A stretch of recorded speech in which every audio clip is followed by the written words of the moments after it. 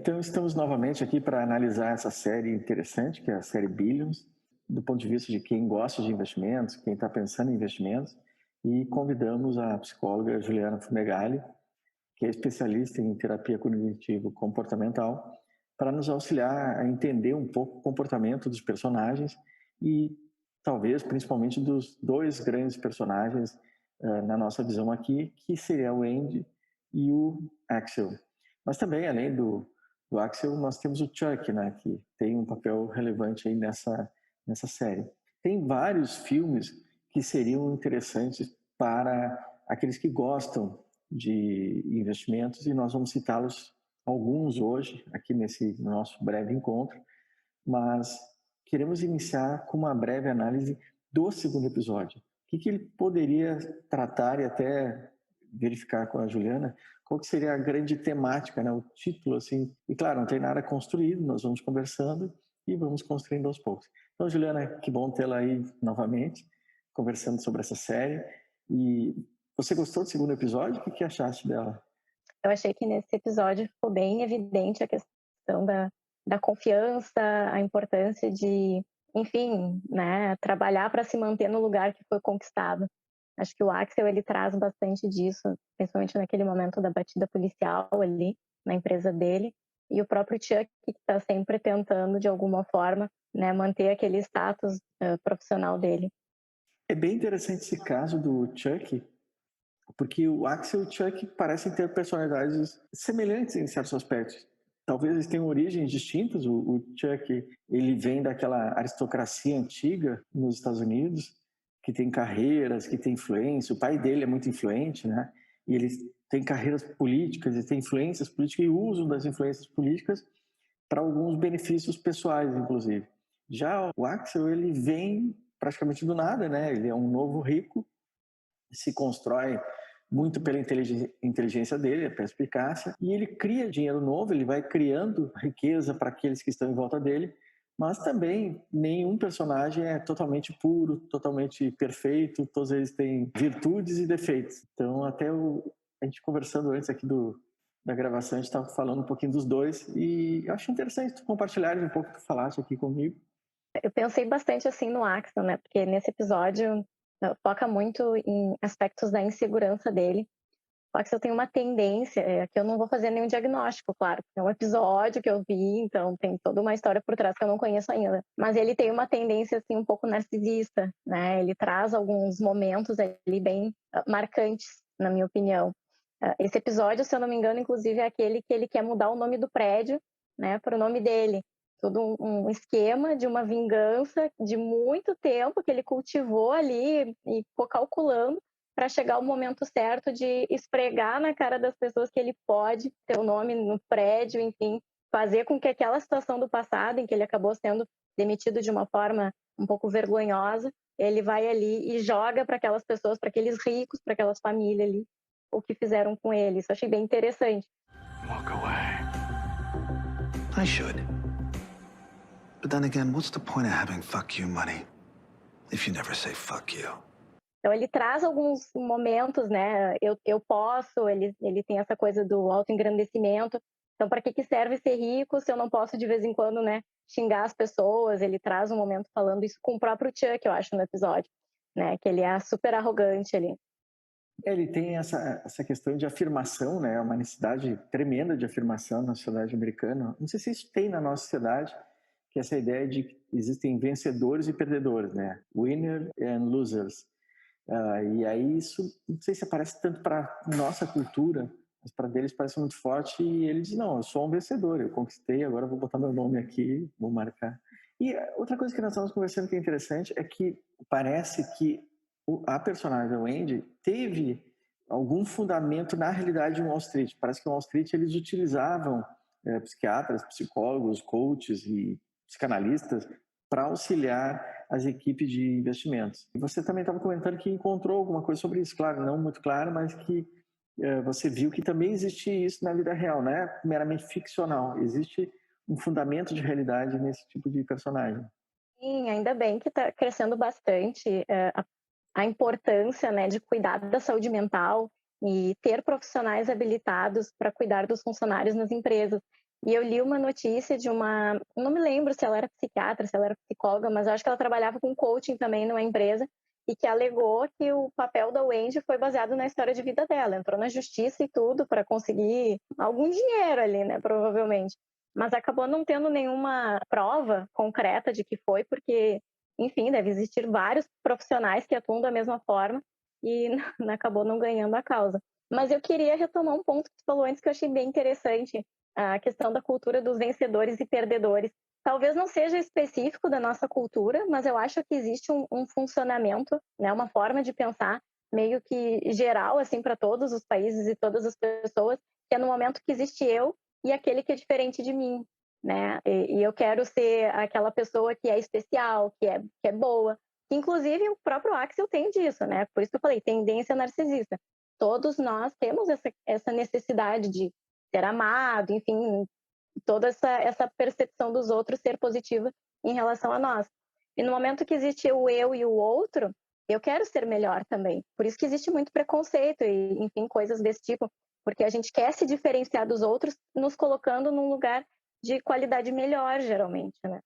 E o mercado, ele é meio, digamos, bipolar nesse sentido. Eu tenho duas faces, porque nós temos o mercado sempre com altos e baixos, sempre tem um valor positivo ou negativo, teoricamente um ganha, um perde. No geral, o sistema inteiro ganha, mas quando fecha o pregão, alguém tem prejuízo ou tem lucro, então ele ganha ou perde. Então isso fica muito claro também no mercado. O mercado, ele é muito cruel, você até pode achar que vai ganhar no longo prazo, mas ele tem esse impacto psicológico muito forte, né? Fecha o pregão, eu vou pensar, eu perdi. Mesmo que no longo prazo eu tenha a crença que vai recuperar, quando eu olho lá negativo, uma queda de 20, 10, 15% na minha carteira, eu fico meio assustado, né? Mas você ia comentar um aspecto desse episódio, né? Porque é um episódio interessante que ele trata aquela simulação que ocorre no fundo de investimentos do Axel. Ele faz uma simulação para testar tanto o preparo, a segurança dos investimentos, o risco que ele está exposto, mas também a lealdade dos funcionários e dos seus colaboradores. E eu entendo que a competitividade e desconfiança nesse meio faz muito sentido, né? É uma coisa que deve ser muito gritante. E o Axel, ele está numa posição que ele precisa estar vigilante para ter o seu status preservado. E ele acaba, nesse movimento, trazendo essa batida policial falsa, né? Uma montagem ali para testar os colaboradores. Inclusive, tem um momento que vai um desses profissionais ali até a Wendy, impede para ela entregar as informações os prontuários dela, né, dos pacientes, e ela nega. Então, ela agiu ali de forma totalmente correta, porque nós não podemos entregar os nossos documentos dos pacientes para qualquer pessoa e de qualquer jeito. Inclusive, se for uma solicitação judicial, a gente tem que ter muito cuidado com as informações passadas e elas têm que ser estritamente necessárias, apenas o que é necessário para a gente passar adiante. O único caso que a gente vai abrir o sigilo é quando existe um risco de vida, tanto para o cliente ou quanto para terceiros, né? Porque a gente não pode deixar ninguém se machucar. Então, nesse momento ali, eu achei que ela teve uma abordagem super adequada. Mas o Axel, ele acaba usando esse momento ali para preservar o status dele também. Então, num determinado momento, ele pega uma pessoa meio que de bode expiatório, que é o Victor, e ele acaba humilhando esse rapaz ali no momento da demissão, e é um gatilho para ele isso. Ele passou por situações na infância, na adolescência, não me lembro muito bem qual momento foi, pela dislexia, e que ele acabou, né, criando um trauma em cima disso. E aí ele fica bem chateado mesmo. E a Wendy depois, a pedido do Axel, vai até a casa dele conversar para reverter a situação. Muito num movimento de preservar o status do Axel de novo, né? Então, ela não foi muito com a intenção de cuidar daquele cliente. Eu não senti isso, pelo menos. Eu posso estar bem equivocada, mas eu não senti isso. Porque, inclusive, ela faz uma abordagem que eu achei bem inadequada. Ela usou o trauma daquela pessoa contra aquela pessoa. Então, ela faz um movimento ali de ativação emocional com o funcionário, numa situação totalmente informal, para que ele não se rebelasse contra o ex-chefe, né? Eu vi um trabalho de algumas empresas que faz essa gestão de crise. Eu vi uma entidade que contratou uma empresa para gestão de crise e o presidente dessa entidade, uma hora, é chamado para dar um esclarecimento de um caso trágico que ocorre, super difícil de ser respondido, e teria que responder imediatamente o Jornal Nacional, a Globo, os principais jornais, SBT, etc., CNN, e começam a elaborar respostas, etc., e depois descobrem que é uma simulação, justamente para tentar preparar os funcionários para esse setor. Claro que isso funcionaria talvez mais para algumas equipes, né? Para o investidor individual, claro, não tem muito sentido. O investidor individual ele não tem essa preocupação, mas para o chefe de alguma equipe que tem que ter uma gestão de riscos, faria um sentido maior, né? Mas é muito interessante. E é legal porque, geralmente, o investidor individual ele não entra dentro de um fundo de investimento e não vê como é que funciona lá dentro. Pelo que parece, há uma certa correspondência com a realidade. Existem psiquiatras ou psicólogos que atuam nessas empresas, a gestão de risco eu já vi ocorrer em algumas situações, os personagens parece que existem, de certa maneira, na realidade. Um Chuck é um old school, assim, alguém que vem da velha guarda da aristocracia. Nós temos os novos que estão surgindo com toda a agressividade, impertinência, né, rebeldia, mas também vem com algumas lesões, vem meio lesados, né, pelas características anteriores, mas bem legal, assim. E você ia falar um pouco do tema desse episódio, né? Se tivesse um tema, você daria algum nome, assim, alguma ideia? Manutenção do poder. Eles estão competindo, eles estão jogando ali. Quem que vai vencer? Acho que tem muito a ver com isso. Todo mundo puxando para o seu lado, né? O Chuck, ele tem muito disso também, de querer estar em cima, de dominar e tudo mais. Mas eu vejo que isso muito parece algo que é previsto para ele. Parece que ele tem que estar ali, porque eu vejo que ele sente remorso, né? Inclusive nas relações dele com a própria Wendy, ele entra num papel de submisso. Talvez ali ele esteja abrindo mão daquela coisa de eu tenho que decidir, eu tenho que tomar conta, eu tenho que estar no poder. Acho que aquilo pode também cansar ele um pouco, né? Eu vejo um pouco disso nos episódios. Mas, enfim, vão ali tentando jogar cada um do seu jeito para que mantenha o status, né? São pessoas que, pela posição, parecem se desequilibram muito, né? E aí, para voltar a um ponto de equilíbrio, eles têm que compensar de alguma forma. As compensações nem sempre são as mais corretas ou as mais adequadas, mas eles buscam medidas de compensação. E talvez justamente o fato de ter alguém, a Wendy, é um elemento de superioridade ali, porque ela traz um equilíbrio profissional. O Chuck não tem ninguém do lado dele, porque a Wendy, apesar de estar do lado dele, não pode atuar. Então ele fica meio no combate com o Axel, ele fica um pouco desguarnecido. E a Wendy parece ser quase um instrumento, uma arma, né? Não só ela equilibra a equipe do Axel, mas ele usa ela contra os inimigos do fundo.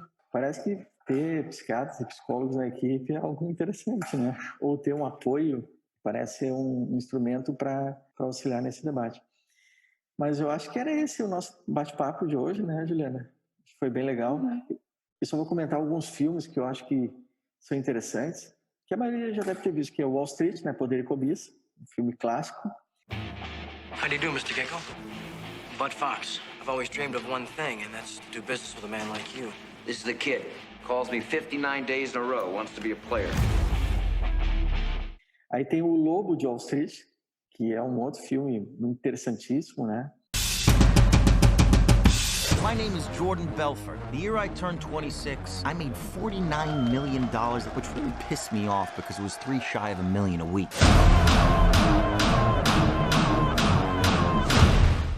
Um que eu acho muito legal é A Procura da Felicidade. Você já assististe esse, Helena? Eu adoro esse filme. A Procura da Felicidade é genial, né? Muito bom esse filme. Maravilhoso. You got a dream, you got to protect it. People can't do something themselves. They want to tell you you can't do it.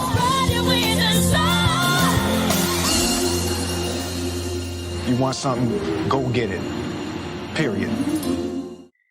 Aí tem A Grande Aposta, que vale a pena também indicar, que fala da crise de 2008. While the whole world was having a big old party, a few outsiders saw what no one else could. The whole world economy might collapse. And they saw it by doing something the rest of us never thought to do. They looked. E tem mais uma série de outros, mas esses seriam alguns que eu acho muito interessantes. E essa série Billions, eu acho que ela é interessante para captar alguns aspectos que geralmente a gente não vê. Então, se traz um pouco da realidade que para nós é oculta. É muito bom, assim, é claro que é um desafio. pensar sobre as características dos personagens e todo aquele jogo político entre eles, porque é muito complexo, mas acaba sendo um exercício interessante, assim, né? Divertido de se fazer. Que legal. É claro, não é nenhuma recomendação, não é nenhum trabalho acadêmico, isso aqui é um bate-papo. E eu acho que as pessoas devem receber com uma conversa informal, né? Trocando ideias sobre essa série. Mas que bom. Muito obrigado, então, Juliana. Obrigada. E continuamos com a série. Obrigadão.